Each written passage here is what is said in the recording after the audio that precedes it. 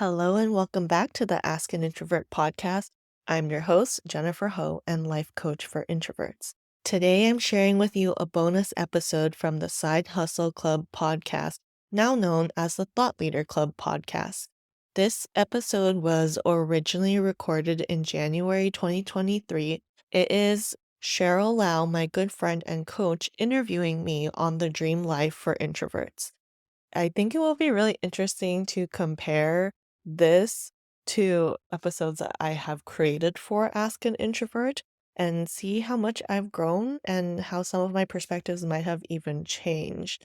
I think it will be a fun look back to see how I have been creating my dream life since then and before then.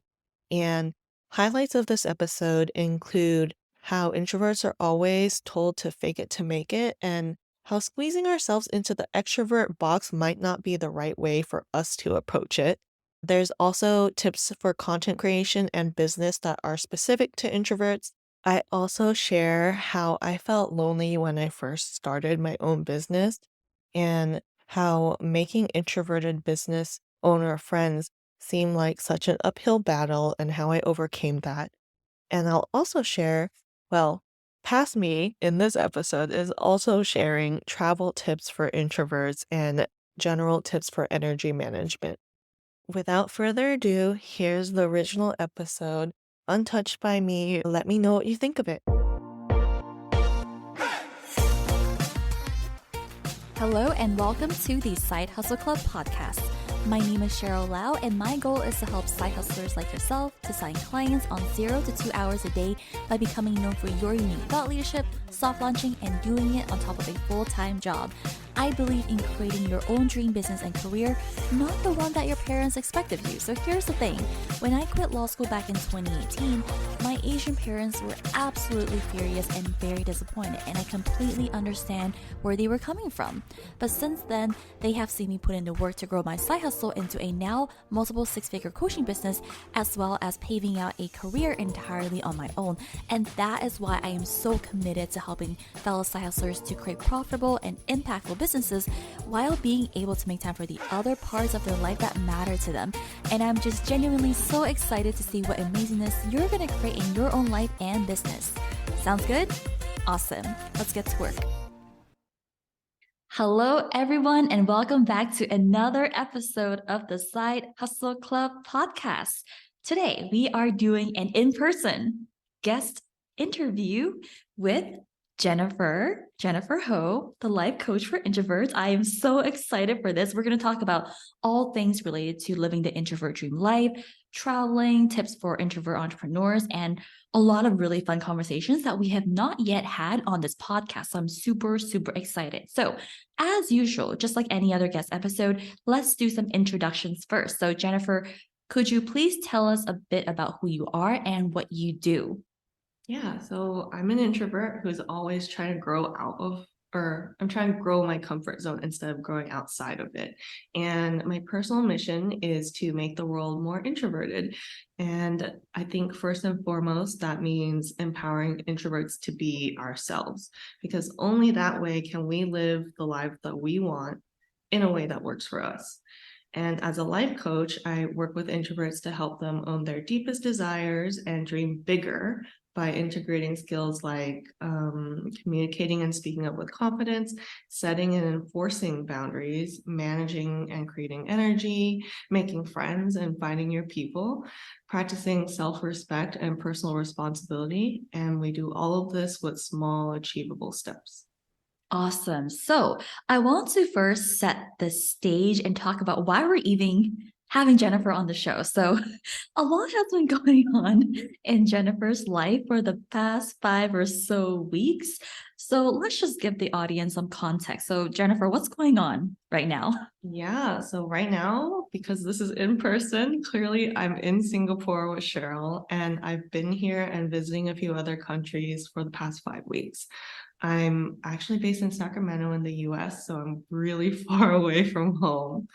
And I really want to travel, but Singapore was actually not on my list for this year. But because I made so many friends online who live here, I decided, yeah, I'm gonna go here, and that made Singapore a priority for me. Um, in other words, I am living a dream life. The traveling introvert. Yeah, there's many versions of my dream life, and in all of them, I'm happy and doing what I want. I'm not chasing for anything. I'm just happy. And I think the past 5 weeks has shown me how much freedom I can create in my life, even though I still have a 9 to 5 job, even though I'm still running an online business. But I have literally been away from home for 5 weeks. Yeah, one thing that I always think of when I see you, Jennifer, is I'm always like, she's really living like someone else's dream life, especially for those who might identify as like more introverted. You're really like doing a lot of things that for myself also, because I identify as an introvert, I would think of myself as like limiting factors for me, but you're really stepping out of that box that I think a lot of introverts have, and you're really stepping out of it and showing like, no, you don't have to constrain yourself to those boxes. So maybe let's go there, which is like maybe like a few years back version of Jennifer. Like, how might that version of you be amazed at who you are today? And maybe like what did life look like for you back then? And how is it different from the life you're creating right now? Yeah.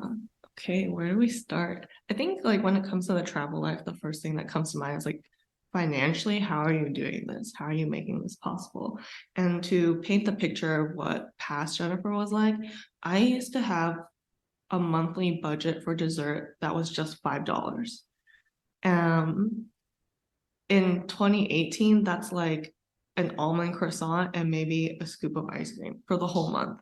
But now, like, if I want to get a good almond croissant, it's probably like $6 and already out of budget for that version of Jennifer, right?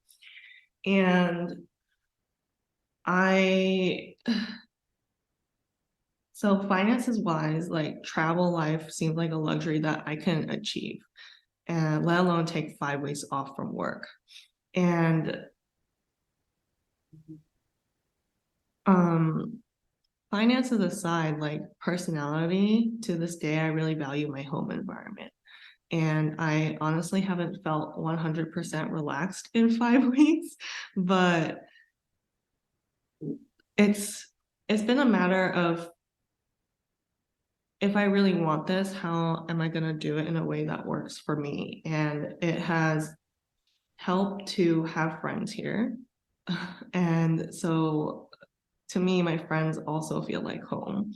And and it helps me. So one of the things as an introvert, personality wise, is my social battery drains so quickly, especially around strangers. And what I mean about my friends feeling like home is I know I can be myself around them, even if I'm in a new environment, and that helps so much. And because they're familiar to me, that helps so much. Like it's really hot here in Singapore. I'm not used to it still.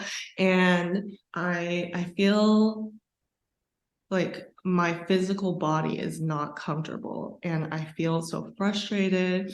I'm sweating all the time, but like to look up and see familiar faces like Also sweating. Cheryl or Reiko or Ray, and it just feels better. Yeah. And so while I value my permanent home environment, I've learned that I can create the feelings of home in while I travel through people that I know, or if I'm just traveling completely by myself, I do things to make sure that the environment feels more like home. Like there's this tray that I put my skincare on, and I always bring that. Um, Depending on like if I'm in a hotel or Airbnb, like I bring my wireless charger so I can just pop my phone down. Like little things like that make it feel like home and make it feel more comfortable. So it sounds like what I'm hearing is the version of you before, they will also have this practice of like creating like elements of your dream life, but now your dream life, you're still doing that practice of like with what you have and what's around you, you're still creating elements of your dream life. You're constantly extracting that, but now the version, like what it looks like from the outside might look more elevated, I guess you can say. Or like maybe like because you've grown in your career, now you have more resources, now you've made more friends from all around the world. So it physically looks different, but you've always had that practice of like extracting elements of your dream life, even if there might be times, I suppose, that where it doesn't feel like you're living your dream life. Oh yeah, I don't think anyone can live their dream life full time, because when we think of dream life, no one's imagining like, oh, I feel uncomfortable, or no one's thinking about how anxious you might be if, like, 3 weeks ago I went to Bali and I could not withdraw money from the ATM.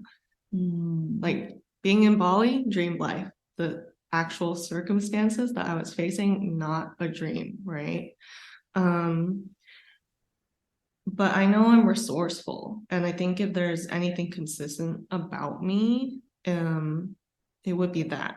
So like 2018 Jennifer, that $5 dessert budget, that it sounds kind of sad to present day Jennifer. Like, I don't ever want to go back to that. But I could have easily not even budgeted that. But I prioritize giving myself some form of indulgence. And I think practicing how to live your dream life in whatever way possible, if it's $5 for dessert a month, or if it's just trying out a new restaurant instead of going to another country, if the more we practice it, the more ready we can be for the bigger version of our dream life when we get to it. Yeah, and my business coach brain is going all over the place right now of how many business lessons I can extract from what you just shared. But it's like all the decisions that you're compounding now, even if it may seem small in the moment, they're gonna compound. And as you evolve and create more results and more resources for yourself, you're only compounding that. So yeah, my business brain is going all over the place right now. Yeah. But I'm really curious now. I really want to know, like, what maybe thoughts or thought patterns used to perhaps hold you back from thinking that you could have everything that you have today, whether it's friends from all over the world, or like advocating for yourself at work, which is something that you've shared with me previously, or like being able to travel in like a random time of the year. Like, how did you work towards creating your dream life as an introvert? Yeah, let's start with, how can I have friends all over the world? Because I think it's so common for introverts to wonder how we can make friends in the first place, right? And gosh, I remember thinking, I barely have friends at home. How am I gonna make friends in other countries? And also, where am I gonna meet these people? And I always thought that I would travel and then meet them, right? And in many ways, I'm really thankful for the pandemic, because then that's when we all had to make friends online. And I found out that, truly by accident, that I'm really good at making friends online. And so, to work backwards from that, it's the environment in which I met all these friends was in a place that I can control, right? It's so interesting to be across different time zones, and that made it easier to communicate, because automatically there's no pressure to answer right away. It's like when I first met you, same time zone, but you're in Hong Kong, and so like, if we had a conversation over several hours just because one was asleep and the other wasn't, it's just okay. And so like, I didn't know it at the time as I was going through it, but it's not like making friends in person. Like, if you go to a party and you're expected to be able to answer people's questions right away, right? Yeah, I like the point about like playing within what you can control, or like using that, leveraging what you can control, and without having to like push yourself so much out of your comfort zones, like having that blend of like you're stretching yourself by like talking to strangers online, but you're also like having things that you can control to create that sense of safety and like peace that a lot of us need when we're making friends. Yeah, anything else you want to share about creating your dream life? Yeah, so if like with making friends, if you take something you're comfortable with already and then you push yourself a little bit. When it came to traveling, I was looking around and I felt like everybody had someone to travel with. And so thoughts that came up was like, okay, well, I don't have anybody to travel with. Or if I go to a new place, I'm going to be overstimulated and I won't be able to function. And that's why I need someone else. And starting to challenge that was really important for me. Because you look at solo travelers online and it's like, oh, well, that person's extroverted. They can talk to anybody. It's probably no problem for them to ask strangers for help. But then that's looking at like a really big trip. Like I didn't go from 0 to taking this 5-week trip off. I I really incorporate it in smaller ways and practice it by there's two sides to this. Like there's me practicing, but I was also limited financially. You know, it used to be a luxury to take like 3 hours off, then 3 days off, and now I'm taking over 30 days off. But the finances aside, it's like, okay, if I can't go across the world right now, what if I just went across my city and I sat in a new park and people watch there? Like, can I start to get comfortable with that and introduce new things in a way where I know I can come back to safety? And that's what I mean by like, instead of forcing myself out of my comfort zone to grow, it's growing my comfort zone so that there's more that I feel good about and safe about. Yeah, and I think you shared a lot of really helpful tips and how it really relates to anyone listening to this right now who is also an introvert and you're also an entrepreneur. Because one thing I hear a lot from a lot of my clients or audience members who are introverts and they're building their online business is that they feel like there's it's two things I hear a lot from this group of people in my community. The first thing is I feel really lonely when I see all these people with their business besties online. I hear that a lot, like feeling lonely. And then the second one is, but like I feel like I'm not living my dream life right now. How can I be a coach when I myself don't feel like I'm an example of what's possible? And I think one of the reasons why I really wanted to have Jennifer on the show today is because not only do I see her as living the introvert dream life, but I've also seen how you've, even when there are times when you don't feel like it, you still create that for yourself. And I think that's such a living proof of how you are always able to live in like a sort of like breakthrough, live in your dream life, even when circumstantially it may not be what you would like yet. So I think you're just such a living example of what's possible for so many people. Yeah. Anything else you want to add to dream life?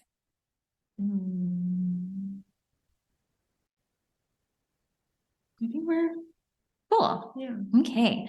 So now, well, since we mentioned entrepreneurship, let's talk about entrepreneurs and coaches who identify as being introverted. So I really want to know from your experience for yourself or working with clients, what do you often see like as like perceived limitations? Like what do you see an introvert entrepreneur say about themselves? It's like, this is my limitation because I'm an introvert. Like anything comes up. It really pisses me off when an introvert is like, I can't do this because I'm an introvert. Like that's just another version of not believing in yourself. And I think there's a lot of things that we credit to extroverts that are really just skills that we can develop. Maybe it comes more naturally to them, but if they don't have to work for it, then maybe they never improve or grow at it. It just comes naturally, right? But for us, we can be really intentional about what we want things to look like, and how we use it in a way that still honors our introvertedness, right? So I think the main way I would define an introvert is that we need to recharge with alone time. Right. Really? Whereas extroverts, like when they're around people, they're getting energy. And where do I want to go with this? Introvertedness as a limitation in business. I would, I think if you're not ready to accept that part of your personality as it is, start to look at other ways in which you feel limited in business. And then start to separate that from your personality. So, like, I'm trying to think of an example.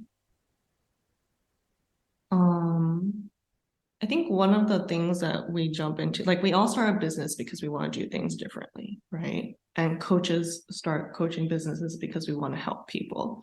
But we have so many examples of people doing that a certain way. And I think when we want to be successful like them, we operate in those same ways. And for introverts, that's continuing to operate in ways that work better for extroverts. But so the question I would want to ask is like, why would you confirm and perpetuate the exact same example of doing business that initially you're running away from, that perhaps has hurt you in the past, right? Because I think introverts are really good at setting boundaries and enforcing boundaries, but maybe what I see is like each of us have like one area of our life where we're really good at that. And then in other areas, not so much. And business, especially when you're starting out as a new aspect of your life, and I did this too, I think we let our boundaries disappear really quickly because we want to make that next sell, or we want to meet a certain goal. So we take on a client who maybe doesn't match our energy. We'll burn out quickly if we don't apply like what helps us thrive in life as an introvert to our business and to our work.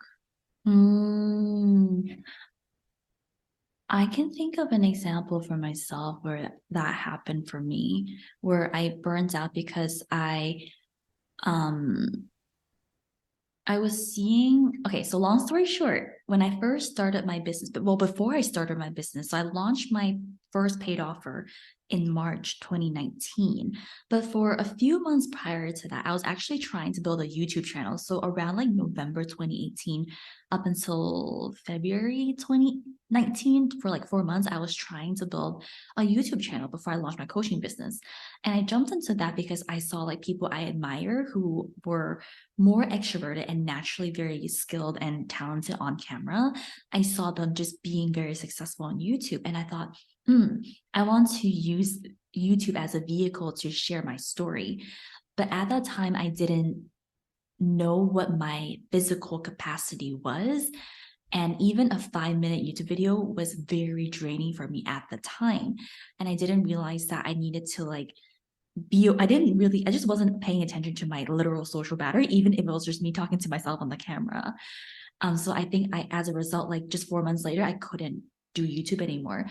But then years later, when I started my podcast, that allowed me to just, that was more sustainable for me. And now I've built up the capacity for longer video, like on this YouTube channel, that if you're watching this from YouTube, you'll see me talking on YouTube more now, but I had to build up my capacity for that. And that's one thing I think, that's how one way I fell into that trap of like looking at what others were doing and not listening to my literal energetic capacity. Yeah. What about you? Is there anything that you did in your journey so far that you kind of fell into that trap? Yeah, I think one of the things like I didn't really notice that I got a big wake-up call on last year, especially because I started my business in 2021. And so we were still living at home and it had already been a year of lockdown. And I had so much energy because I was home all the time. And so 2021 and 2022, the big contrast was I felt like my productivity dipped so much. And it was quite a challenge, like starting to go back into the office for my 9 to 5, actually meeting people in person.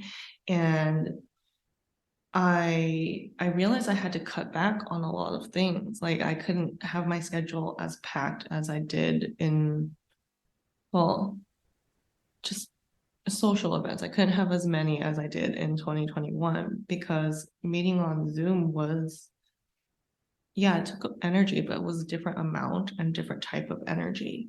And so last year I found myself not really listening to my body. And so I was really inflamed and bloated to the point that like I can at any given time can wear, how do I paint the picture of this? Okay, I actually have a pair of pants that's like 2 sizes bigger, and I can like there's a TikTok hack where you put the button into a loop to tighten it, and that's how much my body would change. Just in a matter of days, based on how much energy I was expending and all of that. And so where I'm going with this, introverts are good at alone time. So like the mind is like limitless. Like my brain can always be going, but I really do have to pay attention to my physical limitations. That's such a good way of phrasing it. Our mind is limitless, but our bodies need to catch up. Yeah. And we need to be aware of our bodies. Okay. So one thing I hear you say a lot is introverts trying to be an extrovert. And I think this is a nice segue to this conversation.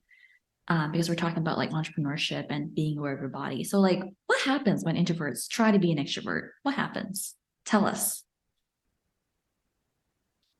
So first off is, where do I want to start with this? So many directions we can take it. Yeah. So yeah, introverts pretending to be extroverts. I think it's like a huge self-betrayal. At least that's how I feel about it now. Like whenever because it stems from like, I'm not good enough and being extroverted is better. And so that's why I need to be like an extrovert. And so as I look around, like my extrovert friends, they can be out all day, they're friendly all day, they don't get grumpy, they just love being around people. And as I tried to emulate that, what I would fake would be like, I would pretend to still have energy. I would pretend to still feel like I just couldn't be honest. I couldn't be honest with my friends about how I'm really feeling. I couldn't be honest with myself. And I just kept hiding all these things. But it's been really freeing to be able to say, hey, I'm low on energy right now. So I've actually like, my friends know how I am. So like I can be like, hey, can you just shut up? Because I just need a breather. But that's if I really let my battery drain really low. But sometimes like, I'm trying to think of an example. Like I had been out all day with 2 friends, and one is more on my energy level, and then one is complete extrovert, textbook extrovert, just like on. And it was like 8 p.m. and I'm just sitting there like spacing out and doing my thing. And she asked me a question, and even though I say the mind is limitless, sometimes it's not, right? I had just hit like that introvert wall. I couldn't even process the question. And I think in the past, I would have overridden how I was feeling just so that I can answer her question. But now I just explain, I say, hey, I'm not in a space where I can process this right now. Can you ask me again tomorrow? And that was okay. Yeah.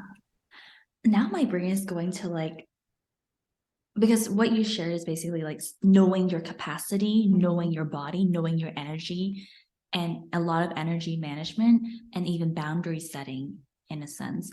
So I'm thinking like for entrepreneurs who are building a business, like knowing your energetic capacity is so important. Like my brain goes to like, for example, like scheduling a Zoom call with a client during hours where you know your body just cannot, that's a you might not want to do that kind of thing. Any other examples that you can think of where like introvert entrepreneurs should be aware of?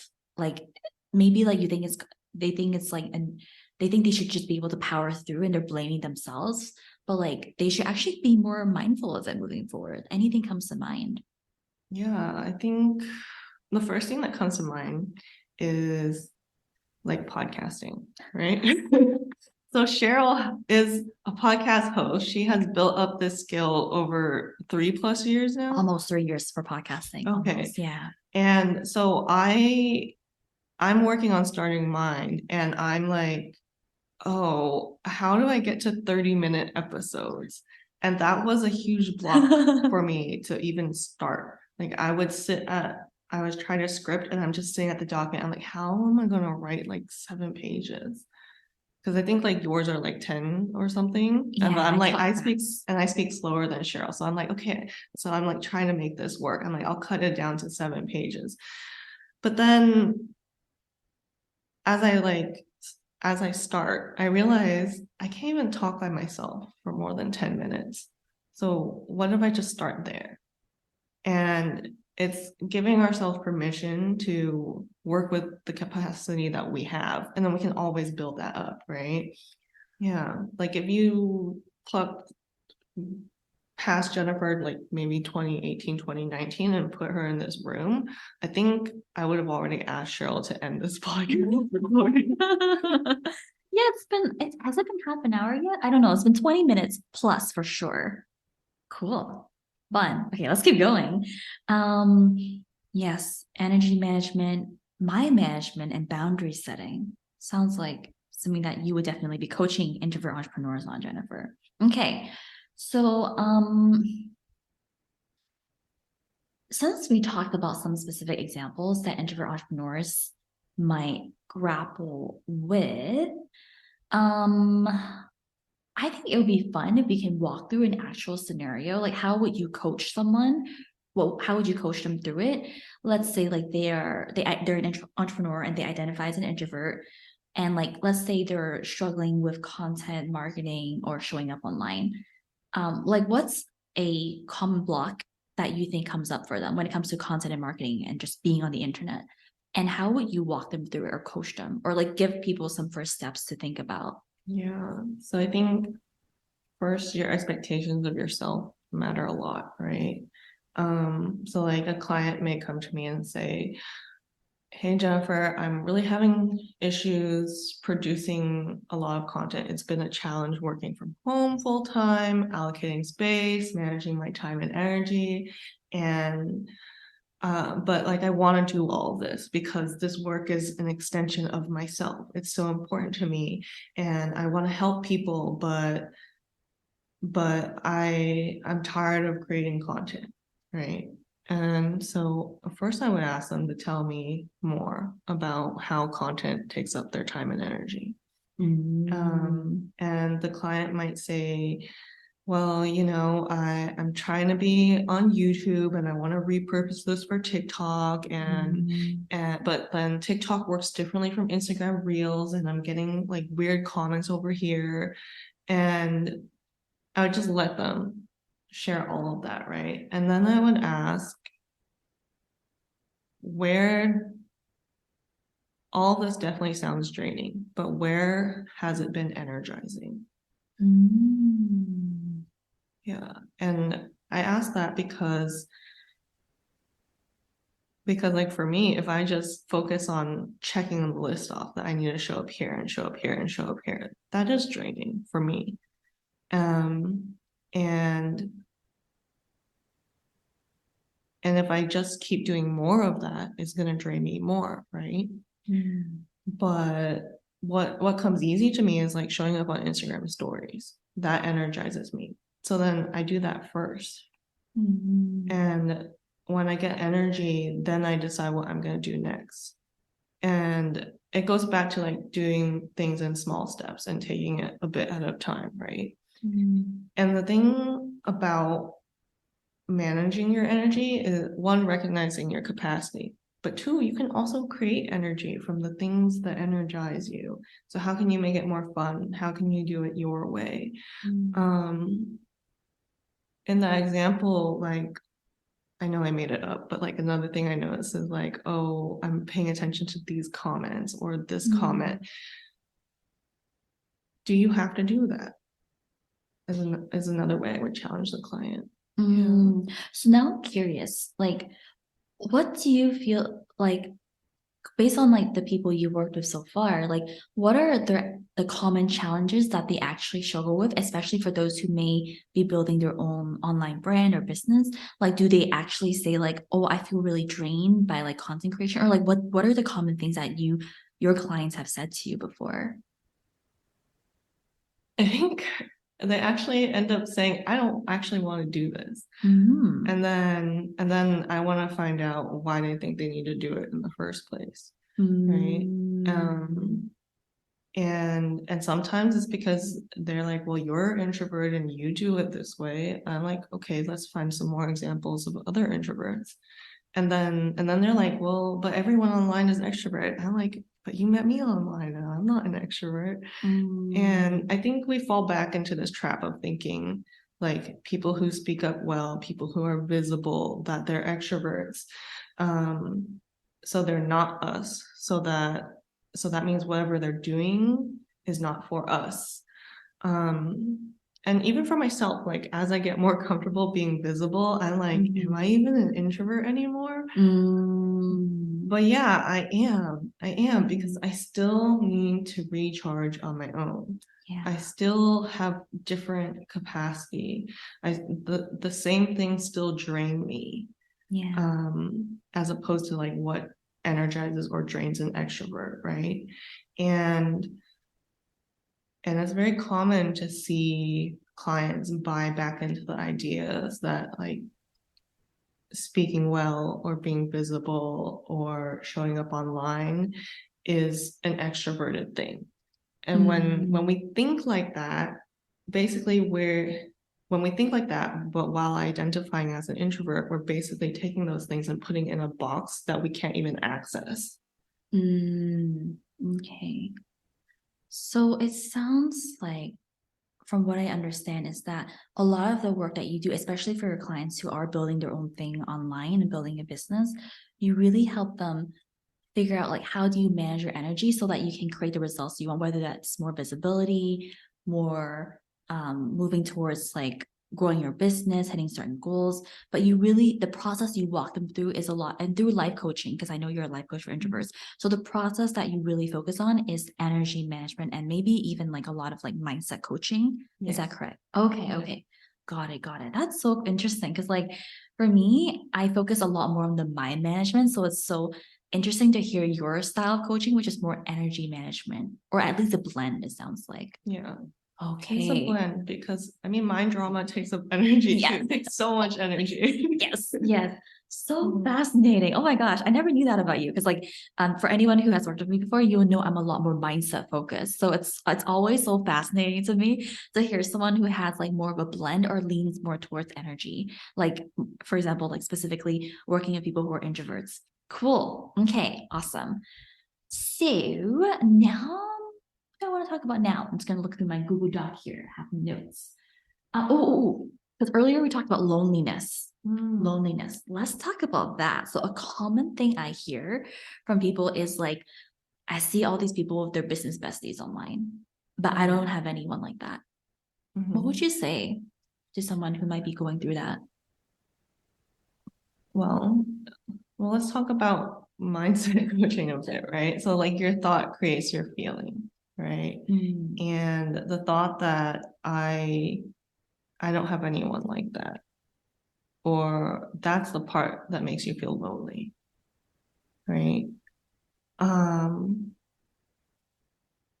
I acknowledge that, like that's heavy and that sucks. And but I guess I would want to hear more, right? Like I think in terms of business coaching, is it like does not having a work bestie hold you back from making progress in your business? That's a good question. Right? That's a really good question. So like the context of the goal matters. But let's say like your goal is you do want to have a bestie in business. Because let's be real, like if you're around people who care about the same things as you, it's just going to be easier for you to be that person who's going to start being successful in your business, right?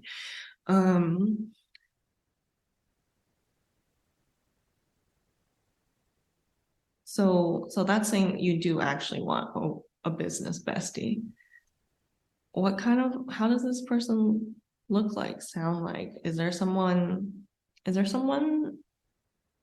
I think like, how do I want to put this? I feel like you get lonelier when like there's someone you actually want to be besties with, but you're afraid to approach them. Because like if they don't even exist in the first place, then where does that loneliness come from besides comparing to other people? That's a good point. Like Yeah. it could likely stem from comparisons. Yeah. It's a really good point. So like there's the comparison side. I know I'm getting like really nuanced with this. Yeah, but this is good. Yeah. So specific. But like for me, when I was feeling lonely because I saw other people had business besties, there were people that I wanted to be business besties with, but I was afraid to talk to them. And so so like, you know, I was perpetuating my own loneliness. I'm like, oh, well, you know, this person doesn't even want to be friends with me, or like they're already close to these people. So how can I become their friend? Like, how can I get close to them? And that made it harder for me to make friends because then I had all these ideas about like how the friendship should be or how it would play out, right? Like I already decided it was not possible for me to become business besties with whoever it was that I wanted to be besties with. So a lot of layers there, but I don't remember if you coached me on this about making friends or I think all I did was tell you to make friends. Yeah. And you ran with it. Yeah. And I think like I didn't like actually do coaching or changing my thought. I did just run with it. I just started taking action. And sometimes that's what we need. Introverts, we need to get out of our heads without knowing what things are going to look like. And I know that can be scary, but yeah. Where am I going with it? What was the original question? The original question was someone who's feeling lonely and not having a business bestie. Yeah, what would you say to them? Yeah, so start making friends. Yeah. Just take the action because loneliness is one of those odd feelings. Like it's not so easy to change. Too. Yeah, and it can come from a lot of things, like past experiences and all of that. And I almost feel like we need more descriptions for lonely because there's so many different types of lonely that you can feel. And sometimes I think the only way to get out of it is to actually stop being so alone. Yeah. Yeah, that sounds.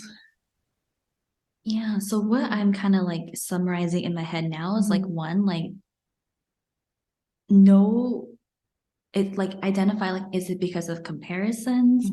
Is it because you think it's creating a lack of result in your business? Like really getting clear on the root thought that you think like what is loneliness taking away from you? Yeah. I think that's the first thing Jennifer mentioned. And then the second one is when you are able to identify, then you're able to think, at least like approach the situation with a bit more clarity, and then actually go be the person who goes make friends online and like goes out and like put yourself in situations where you can create new connections, right? And basically just run with it. Yeah. Because I have also seen how like For myself, I think as someone who struggled with loneliness in my school days, especially and in my college days, I saw the internet when I started my business. I just saw it as a playground because I'm like, I get to make friends on the internet because I didn't make friends in school. So I'm gonna make friends on the internet. So like I really saw it as a playground and I just ran wild with it. So I've seen how loneliness affected me prior to the internet or being more online. And I've seen how making connections online has just changed, has just been life changing. And I've always told myself, like, even if my business burned down one day, I would still do it again for the people I've met on the internet. Yeah. Anything else you want to add? Yeah, I think I would also add, be realistic about what it takes for you to be best friends with someone too. Because as introverts, I do think it takes us longer to take those walls down. And so think about the process of becoming a bestie with someone.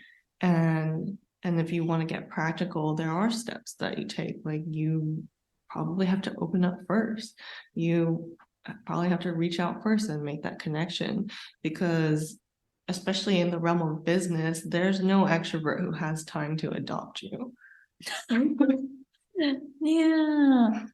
I just want to add a plug here, which is for those of you who might be struggling with this, you might want to get coaching from Jennifer. Like you might want to work with Jennifer on making friends as an introvert because, and I say this because Jennifer actually did a training for my clients inside my program, all about making friends online and in real life. So I've seen her like coach people in more depth on this. So I just want to do a shameless plug here and say, if this is something that you're struggling with, you might want to this might be something that you want to coach on with Jennifer. Anyways, anything else you want to add? Cheryl. Okay. So we are nearing the end of our conversation for today. So we are going to end with some fun questions. Okay, so I got a few questions I really want to ask Jennifer, which is very lighthearted. So travel tips for introverts. Go. Figure out your travel style. And each trip can be different, like based on your goal, right? But you have to honor yourself and your energy levels. Like the biggest thing about my style is that it does not involve doing all the things. Basically, if I want to see sites, maybe I'll plan one museum that day. And then if I happen to see other things, that's great. But you don't have to check off all the things just because someone else is doing it or because it looked cool on Instagram. And the other piece is I let myself change my mind about things. Like if I feel tired or anxious or off, even if like I've paid for a flight already, I might just skip that leg of the trip. Like I once was in London and I had a flight to Copenhagen and I decided I'm just not going to do it. I'm going to stay in instead. And that's my travel style and it's okay. Interesting. Anything, and this is just out of curiosity, what about budgeting? Because we did touch on like finances earlier. Any budgeting tips for travel? Yeah, so I think you can either plan a trip based on how much money you already have, or you can plan to make or save enough money for a trip that you want to go on. And so like this 5-week trip, it's been a year in the works for me to figure out the finances, right? But if I wanted to just take a trip based on $500 that I already had in my savings account or something, then I would just plan around that. I see. Got it. Okay, second fun question. Are you ready for this one? What is your favorite memory with me, Cheryl Lau? Because we have now officially met in person twice, once in LA and once now in Singapore. Go. Yeah. Oh, okay. Like this is like a good picture because we're friends now, not just coach client, but like it took us years to be this close that we would even like meet in person, right? And when you came to LA to go to Blackpink, we actually rented an Airbnb together. And there was one morning, I think our first It was morning, the first morning, yeah, right? where I had gotten up. I didn't even have my contacts in, so you're just like a I didn't even blob. know that. Yeah, you're just a blob to me, and I was just like, "Good morning," and you're like, "Good morning," and then we just understood each other's energy. Yeah. And we said nothing else to each other for a couple hours, and that's my favorite memory. That was so funny. It was the first morning after I met you. We just met for not even 24 Yeah. hours.